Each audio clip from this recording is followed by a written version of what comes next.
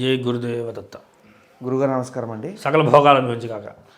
గురుగారు, ఇప్పుడు సామాన్య ప్రజలు చనిపోతే చూసుకోవడానికి వాళ్ళ రిలేటివ్స్ తల్లిదండ్రులు ఎవరో ఒకరు ఉంటారు, వాళ్ళ కార్యక్రమాలన్నీ జరుపుతారు. కానీ ఈ నాగసాధువులు కానీ అఘోరాలు కానీ ఇలాంటి వాళ్ళు చనిపోతే వారి కార్యక్రమాలు అనేవి ఎక్కడ జరుపుతారు, ఎవరు జరుపుతారు? నాగసాధువులు కనుక ఒక మరణం అనేది నాగసాధువులకు మరణం ఉండదు. ఒకవేళ ఉన్న మరణం మనకు కనబడదు. వాళ్ళు ముందుగానే నా శరీరము ఈ క్షణాన నాది వదిలేస్తానని తెలుసుకున్నప్పుడే ఆ శరీరాన్ని ఎక్కడైతే వదలాలో అక్కడికే వెళ్ళి వాళ్ళు లోపలికి గుహలోకి వెళ్ళిపోతారన్నమాట. వాళ్ళు హిమాలయాలకు వెళ్ళిపోయి ఆ గుహలోని శరీరాన్ని వదిలేస్తారు. ఆ శరీరం వదిలేట్టు కూడా ఎవరు తెలియదట. వాళ్ళ శరీరము అంత రహస్యంగా ఉంటుందట. కనుక మనం అనుకుంటాం మళ్ళాగా మన శరీరాన్ని ఎక్కడో మట్టిలోనో ఎక్కడన్నా లేదా అగ్నిహోత్రలోనో దహనం చేస్తాం కదా. వాళ్ళు మాత్రం అలా దాన్ని దహనం చేయరట.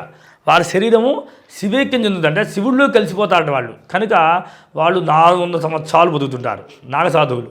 కనుక వాళ్ళ శరీరాన్ని రహస్యంగా ఉంటుంది తప్ప ఎవరికి కూడా మనకు కనబడదు. ఒకవేళ కనుక నాగసాధువుల్లో కనుక ముందుగానే ఒక వ్యక్తి ఎవరైనా పోతే కనుక వాళ్ళకి అంత శక్తి లేకపోతే ఆ శరీరాన్ని లింగ రూపంగా వాళ్ళు ధ్యానం చేస్తూ ఉంటారట. వాళ్ళు దాని మీద కూర్చొని జపాలు చేసుకుంటూ ఉంటారట. ఆ శరీరం మీద కూర్చొని కూడా జపం చేసుకుంటూ ఉంటారట. వాళ్ళకున్న ఎనర్జీ విధానం వేరుగా ఉంటుంది. వాళ్ళు మనకన్నా 1000 రెట్లు ఎక్కువ శక్తితో ఉంటారట వాళ్ళు.